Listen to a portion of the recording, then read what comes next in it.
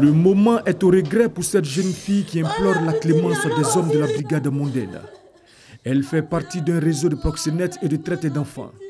Ses complices et elle ont réussi à faire venir du Nigeria une jeune fille âgée de 16 ans aux fins d'exploitation et de prostitution avec menaces et contraintes pendant 2 semaines.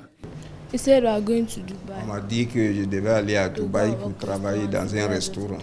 Elle était à l'hôtel avec les ravisseurs jusqu'à ce qu'ils ne puissent plus payer l'hôtel. Donc on les a emmenés dans un ghetto. Mais là, la demoiselle qui pleurait tout à l'heure s'occupait d'elle.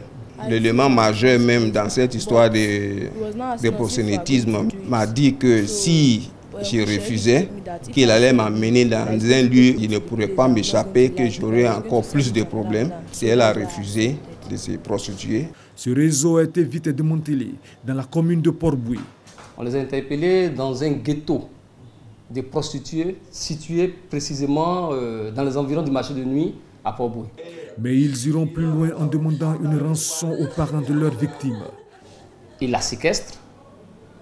Ils appellent le père de cette jeune fille qui réside à Dubaï. Ils demandent une rançon avant de libérer la jeune fille.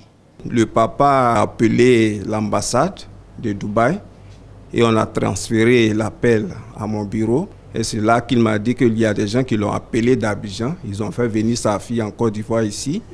Et on lui demande une somme de 300 000 naira, ce qui équivaut à 500 000 francs CFA, pour pouvoir libérer sa fille.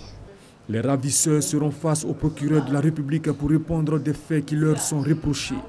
Quant à la jeune Blessing, qui revient de loin, elle n'a qu'une seule envie, retrouver au plus vite sa famille au Nigeria.